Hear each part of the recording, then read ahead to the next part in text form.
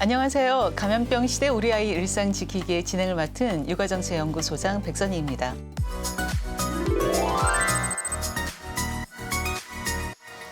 지난 시간 감염병의 정의부터 심리적 방역이 필요한 감염병 재난 스트레스는 무엇인가, 그리고 영유아 발달에 따른 감염병 재난 스트레스 관리 방법까지 알아봤는데요.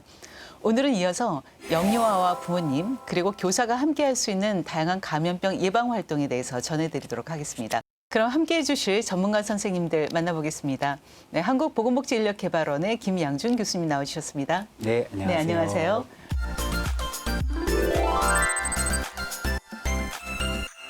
네, 그리고 육아정책연구소의 조수긴 박사님 나오셨습니다. 네, 안녕하세요. 안녕하세요.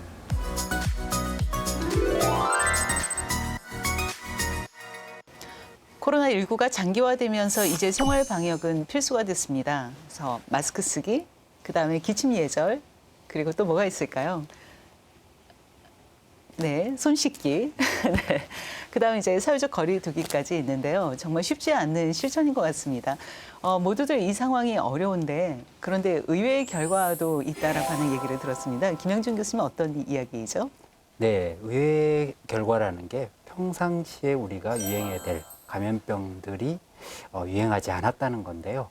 손 씻기라든지 마스크 쓰기 이런 것들을 잘 지키다 보니까 흔히 이제 자주 걸리는 애들이 특히 자주 걸리는 수족구라든지 백일해, 폐렴 이런 것들에 대해서 예전보다 훨씬 덜 걸렸다는 조사 결과입니다. 코로나19가 본격화된 2020년, 그러니까 올해에 이런 여러 가지 감염병의 발생률을 보면 지난 4년에 견줘봤을 때 적게는 한 15%에서 많게는 60% 가까이 줄어든 것으로 나타났는데요. 이는 2009년에 신종 인플루엔자가 우리나라에서 크게 유행한 적이 있는데 당시에도 손 씻기 등 그리고 손 세정제를 사용한다든지 이런 것들을 잘 지키다 보니까 신종 인플루엔자는 물론이고 다른 손으로 옮기는 많은 감염병들을 줄인 사례가 있었는데 이와 일치된 조사 결과라고 할 수 있습니다. 네, 좋은 소식입니다. 사실 이번 기회에 손 씻기가 생활화된 것 같기는 합니다. 그래서 그 독감과 같은 발생률이 줄어들었다고 하는데요. 그런데 영유아기 같은 경우에는 워낙에 또 면역력이 약하기도 하고 또 이런 실천을 하기가 쉽지가 않습니다. 그래서 걱정이 굉장히 많이 있는데요. 우리 그 영유아들 같은 경우에는 근본적으로 좀 면역력을 키울 수 있는 방법이 필요할 것 같습니다. 몇 가지 소개를 해주시겠습니까? 네, 맞습니다. 그런데 아이들의 면역력은 하루아침에 키워진다고 할 수 없는데요. 그래서 부모님이 꾸준하게 관리해 주는 게 중요합니다. 일상생활에서 꼭 실천해야 될 면역력 키우기 첫 번째는 우선 이제 활동량을 늘리는, 쉽게 말하면 운동을 규칙적으로 하는 것이고요. 다음으로는 바로 이제 골고루 먹는 식습관이라고 할 수 있습니다. 일단 음식 섭취에 대해서 먼저 말씀을 드리면 히포크라테스는 음식으로 고칠 수 없는 질병은 의사도 고칠 수 없다 이런 표현을 쓰기도 했고요. 한의학에서는 잘 알려져 있다시피 섭성의 중요성을 매우 강조하면서 음식에 어떤 음식이 잘 맞는지 이런 것들을 많이 설명하고 있습니다. 그만큼 이제 우리 건강과 음식은 밀접한 관련이 있다고 할 수 있고요. 특히 이제 어린 아이들의 경우에는 무엇보다도 먹는 게 더 중요하고요. 한 끼 식사에 영양소가 골고루 포함될 수 있도록 식단을 짜는 게 중요합니다. 그리고 이제 면역력을 높이기 위해서는 이제 가장 중요한 영양소가 단백질 섭취인데요. 잘 알려져 있다시피 달걀과 닭고기 그리고 기름기가 적은 쇠고기 부위라든지 돼지고기 이런 육류를 비롯해서 생선 종류에는 단백질이 풍부하고요. 식물성으로는 콩이나 두부 같은 음식을 충분히 섭취하도록 해야 합니다. 특별히 이제 영유아들에게 먹는 것이 중요하다라고 하면은 말씀하신 비타민 C와 같은 무기질 섭취를 어떻게 해야 되는지 이런 부분에 대해서도 조금 구체적으로 방법을 알려주시면 좋을 것 같은데요. 네, 영양소 이제 영양분 중에 이제 대표적인 게 많이 알려진 게 비타민 C인데요. 우리 몸속에서 생성되지 않기 때문에 이러한 비타민 C와 같은 무기질은 꼭 먹어서 섭취를 해줘야 됩니다. 근데 어른들은 이제 흔히 이런 비타민 C라든지 무기질 등을 영양제로 또는 보충제로 이렇게 많이들 섭취하는데요. 이렇게 보충제로 먹을 경우에 사실은 비타민 효과를 제대로 누리지 못한다는 연구 결과들이 많습니다. 그래서 비타민이 풍부한 사과라든지 귤이라든지 이런 과일류 충분히 섭취하도록 하고 있고요. 그리고 사실 어린이들이 좀 싫어하긴 하지만 시금치라든지 배추 등 독황색 색깔이 나는 채소를 충분히 먹이도록 권고를 하고 있습니다. 과일 같은 경우에 먹이기 힘들다 보니까 뭐 주스 같은 것으로 뭐 갈아 먹이기도 하는데요. 아이들이 영 뭐 싫어하면 이렇게 어쩔 수 없이 갈아 먹이는 방법이 있긴 하지만 과육 그 자체로 먹이는 것이 가장 좋다고 할 수 있습니다. 우리가 식품 첨가물이 많이 들어간 그런 패스트푸드를 아무래도 많이 먹게 되는데요. 가급적 피하도록 노력을 해야 되겠죠. 네, 뭐 어쩔 수 없는 경우가 뭐 요즘 되게 대세라고들 하는데요. 그래도 뭐 인공 색소라든지 뭐 감미료 이런 식품 첨가물이 많이 들어간 과자라든지 그리고 설탕이 많이 들어간 청량 음료 그리고 뭐 사탕류 이런 것들을 많이 먹으면 비만에 뭐 빠지는 건 뭐 말할 것도 없고요. 그리고 면역계 이러한 또 몸의 여러 기능에 이상을 주는 상황이 생길 수 있기 때문에 피하도록 해야 합니다. 그리고 일부 뭐 식품 첨가물은 잘 알려져 있다시피 몸의 여러 기능을 떨어뜨리는 즉 뭐 두뇌 발달을 저하시킨다든지 또는 뭐 소화 비만을 일으킨다든지 이러한 연구 결과들이 있기 때문에 되도록이면 피하는 것이 좋습니다. 네, 면역력을 키울 수 있는 또 다른 방법도 말씀해 주셨으면 하는데요. 지금은 이제 영양 측면에서 말씀을 해 주셨으니까 운동 측면에서는 어떻게 우리가 같이 노력을 하면 될까요? 네. 뭐 운동의 효과는 뭐 다시 설명드릴 필요가 없을 것 같은데요. 뭐 지속적이고 뭐 규칙적인 운동은 그 자체로 이제 근육의 힘을 키우면서 우리 몸이 외부의 바이러스라든지 세균 등에 저항할 수 있는 힘을 키워주는 데 큰 도움이 됩니다. 뭐 당연히 신체 능력의 향상 그 자체가 면역력 강화에도 도움이 되고요. 운동을 즐기면서 사실은 어린아이들이 받을 수 있는 많은 스트레스들이 해소되기 때문에 정서적으로도 면역력 강화로도 이어지는 측면이 있습니다. 하지만 이제 코로나19가 유행하다 보니까 뭐 운동장에서 뛰어놀거나 또는 뭐 놀이터에서 뛰어논다든지 뭐 이런 것들을 지금 할 수 없는 상황이라서 이전에 운동을 하던 아이들이 운동량을 줄이는 문제가 있는데요. 어쩔 수 없이 뭐 좀 사람들이 많이 모이지 않는 뭐 산책길을 뭐 가족들과 같이 걷는다든지 또는 뭐 가족끼리 좀 그래도 좀 한산한 공원에서 이렇게 활동량을 좀 늘려가는 방법을 공고할 수밖에 없습니다. 요즘 아이들이 바깥에 나가지 못해가지고 굉장히 스트레스 받아 하면서도 말씀하신 대로 운동량이 줄어들었는데 홈트, 가정에서 엄마 아빠하고 같이 운동을 하면은 또 아이들도 운동을 할 수 있을 것 같습니다.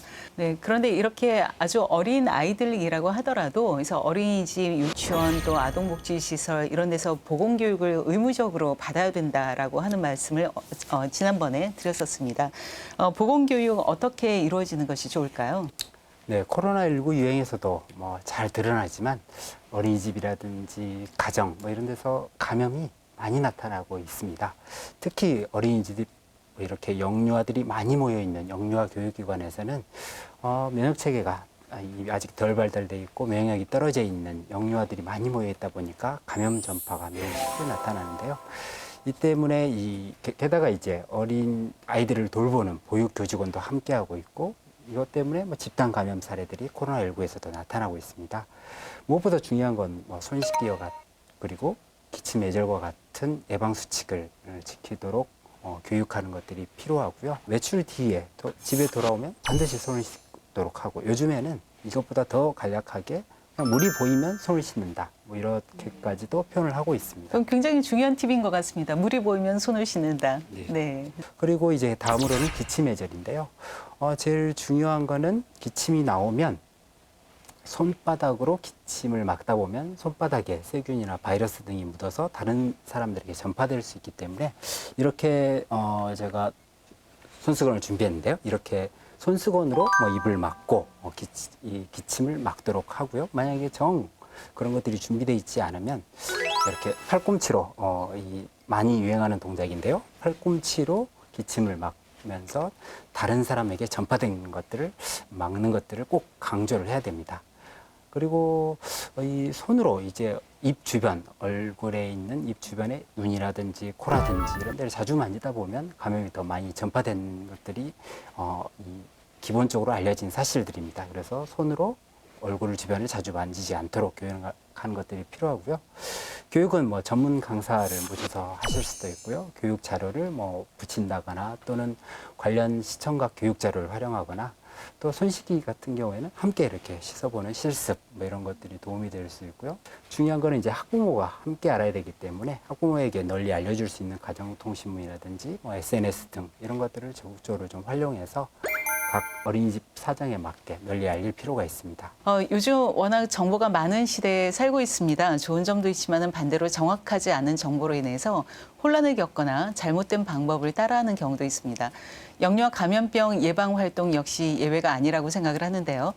혹시 감염병 예방 활동으로 잘못 알려진 내용 또는 전혀 예방 효과가 없는데 마치 효과가 있는 것처럼 알려진 예방법 이런 것들이 많이 있을 것 같습니다. 대표적으로 어떤 것들이 있는지 궁금한데요. 일단 뭐 가장 많이 알려진 그리고 잘못 알고 있는 내용이 예방접종의 부작용에 대해서 과다한 공포가 있는 것인데요. 예방접종을 맞고 특히 아이들에게는 자폐증이 나타난다 이런 것들이 잘못 알려진 것들이고요. 그리고 일부에서는 사망에 이르게 한다 이런 것들이 많이 알려져 있습니다. 지난 가을 인플루엔자 예방접종 때 사망 사례 등이 사실은 예방접종과 꼭 관련성이 없었는데도 불구하고 꼭 괴담처럼 퍼진 것처럼 기본적으로 예방접종의 부작용에 대한 부모들의 과다한 공포가 조금 잘못 알려져 있다고도 볼 수 있고요. 예방접종은 사실은 한 사람을 보호하는 것이기도 하지만 동시에 한 사회의 면역력을 높이는 그러한 방법인데요. 예방접종을 모두 다 맞을 수 있으면 좋겠지만 그렇지 못하는, 예를 들어서 알레르기에 있어서 받지 못하는 경우도 있고요. 다른 질환 등이 있어서 받지 못하는 경우도 있는데 여러 가지 이유로 예방접종을 받지 못하는 사람들도 많은 사람들이 예방접종을 맞으면 그 사회에 해당 감염병이 유행하지 않게 되면서 그러한 사람들도 예방접종 효과를 간접적으로 누릴 수 있습니다. 일정 정도 보면 예방접종을 꼭 받는 것은 우리 국민 전체의 면역력을 높이기 위한 그런 공동체 정신이라고도 볼 수 있고요. 이것 때문에 국가가 전부 다 비용을 대가지고 국가 예방접종 사업으로 시행을 하고 있고요.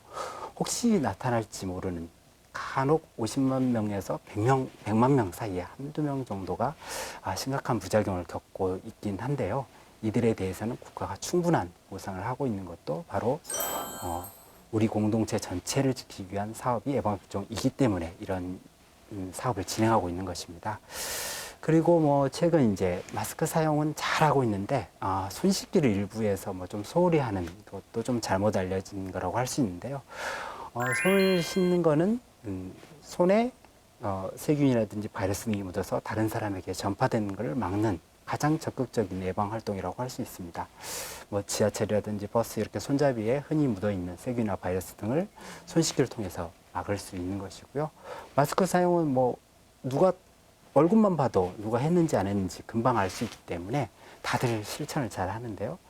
최근 들어서 손 씻기가 실천이 조금씩 줄어들고 있는 것으로 볼 수 있는데 가장 적극적인 예방활동, 손 씻기를 잘 지키도록 해야 할 필요가 있습니다. 네, 이번에는 영유아 감염병 재난 스트레스를 어떻게 극복해야 할지 사례를 통해 알아보는 시간을 갖도록 하겠습니다. 감염병 재난 스트레스로 영유아는 물론 부모님들과 교사들도 많이 힘들어하고 있는데요. 이런 일이 처음이라 사실 모두 좀 당황스러운 상황이죠. 그러다 보니까 이제 스트레스가 더 쌓이게 되지 않나라고 하는 생각이 듭니다. 네, 맞습니다. 감염병 재난 스트레스에 대해서 잘 알아야 또 그에 맞는 대응을 하고 그런 불안들이 또 줄어들 수 있는데요. 사실 어떻게 해야 할지 잘 모르시는 부모님들이나 선생님들이 많습니다. 그래서 우리 주변에서 쉽게 볼 수 있는 사례를 통해서 어떻게 대응하면 좋을지 준비해 보았습니다. 네, 어떤 사례들이 있는지 화면으로 함께 보시죠.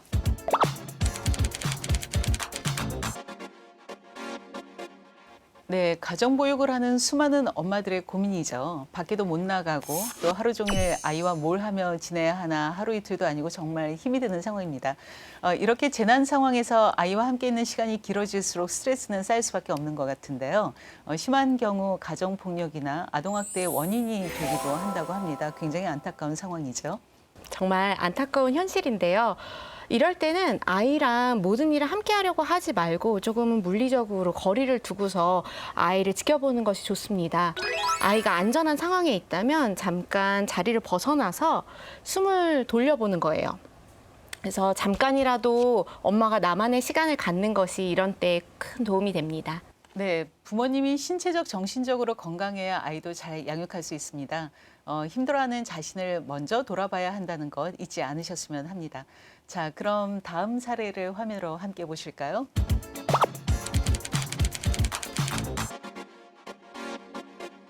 이런 경우에는 엄마가 매번 아이와 새로운 놀이를 해야 한다는 부담감을 내려놓는 것이 우선이에요. 아이들은 앞서서도 말씀드렸지만 친숙하고 익숙한 것, 그리고 반복적인 것들을 좋아해서 같은 놀이 여러 번 반복해도 괜찮습니다. 또 특정 놀잇감이 없어도 아이랑 뭐 식사 준비할 때 그릇 좀 날라줘 볼래? 아니면 여기 테이블을 누가 치워볼까? 이렇게 준비하면서 또 정리하는 과정 중에서 또 놀이로 이어질 수 있습니다.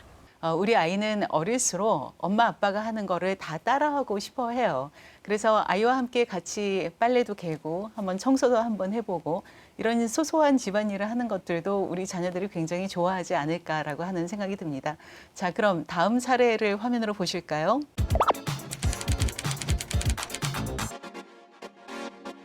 감염의 위험은 선생님들도 긴장하게 만들고 있어요.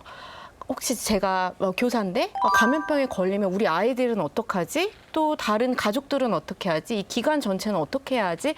이런 걱정들이 정말 눈덩이처럼 커지고 있는 상황인데요.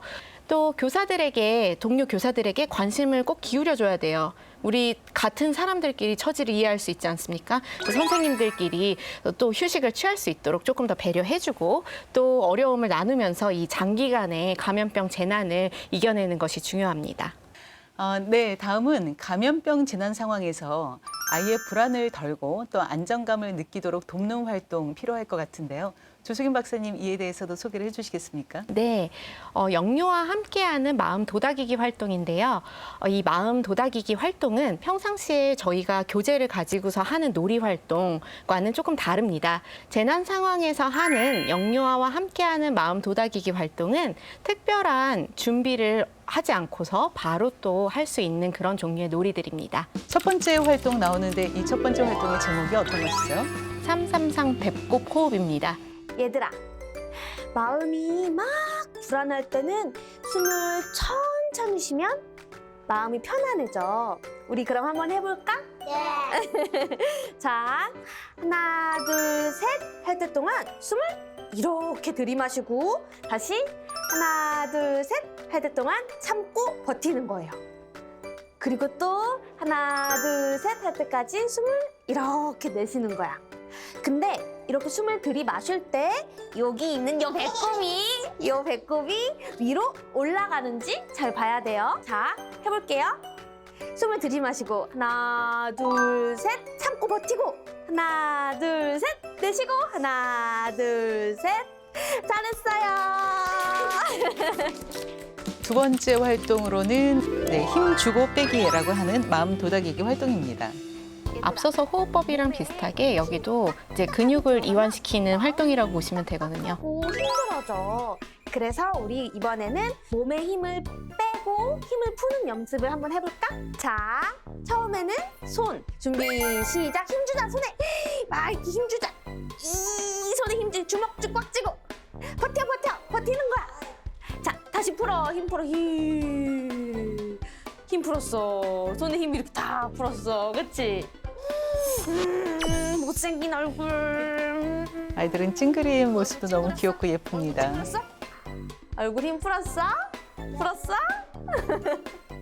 마음 도닥이기 활동 세 번째네요. 지금 여기 무엇? 자, 우리 눈 앞에 뭐가 보이는지 하나씩 얘기해 볼까? 이 활동이 가장 좀 이해하시기 어려우신 활동일 수도 있을 것 같아요. 그 주변에 있는 물건들이 뭐가 있는지 이렇게 질문을 하면서 생각 전환을 하는 활동입니다. 그러면 다시 눈 앞에 뭐가 보여요?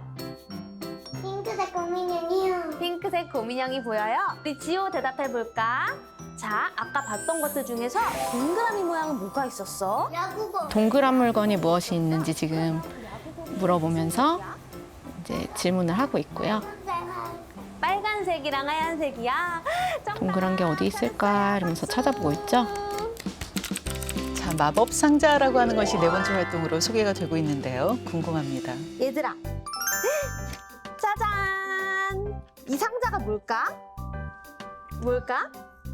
이 상자는 안 좋은 생각, 걱정되는 마음을 다 먹어치우는 마법 상자야. 수지는 뭐 그릴 거예요? 비밀이에요. 이 마법 상자에 지호와 수지의 걱정을 구겨서 넣어볼까요? 우와, 우리 같이 닫는 거야. 자, 수지도 하나, 둘, 셋. 이야, 하나, 둘, 셋. 우와. 어린 아이들은 그러면 자기 스트레스가 정말 쓰레기통에 버려졌다라고 생각하면서 훨씬 마음이 편안해질 것 같습니다. 이 활동들의 이름도 굉장히 예쁩니다. 마음 도다기기 활동이라고 하는데요. 사실 부모님들도 이렇게 스스로를 도다기는 활동이 필요하지 않을까라고 하는 생각도 가져보고요. 네, 이름은 이제 이렇게 아이 위주로 지었지만 어른들도 다 함께 하실 수 있는 활동이라고 생각하시면 될 것 같습니다. 네. 감염병 시대 우리 아이 일상 지키기. 이번에는 감염병 재난 후에 영유아 가족 적응 돕기에 대해서 알아보도록 하겠습니다. 감염병 재난 후에 영유아 가족들은 어떻게 다시 일상으로 돌아가야 할까요? 조승윤 박사님, 어떻게 돌아가야 하는지요? 네, 우선은 재난의 위험이 줄어들어가지고 일상으로 돌아갈 수 있다면 정말 기쁜 일이겠죠. 아이들이 지금 사실 마스크를 쓰고서는 생활한다는 게 쉽지는 않았어요. 그리고 손 씻으라고 해서 아이들은 정말로 성실하고 열심히 했거든요. 그런 것들을 함께 잘 극복해 준 것에 대해서 자긍심을 가질 수 있도록 축하하는 자리를 만들거나 그리고 재난을 이기면서 경험했던 긍정적인 감정들을 좀 나누는 그런 자리를 마련해 보는 것이 좋습니다. 중요한 점 하나는 너무 서두르지 말라는 건데요. 서두르다 보면 지금 현재 마스크를 쓰고 손을 씻던 그러한 감염병 상황에 적응해 있었던 상황에서 다시 일상으로 돌아가는 그 자체가 스트레스가 될 수 있습니다. 아이와 어른 모두 병리적 스트레스 증상을 보이고 있지 않는지 이를 살펴봐야 합니다.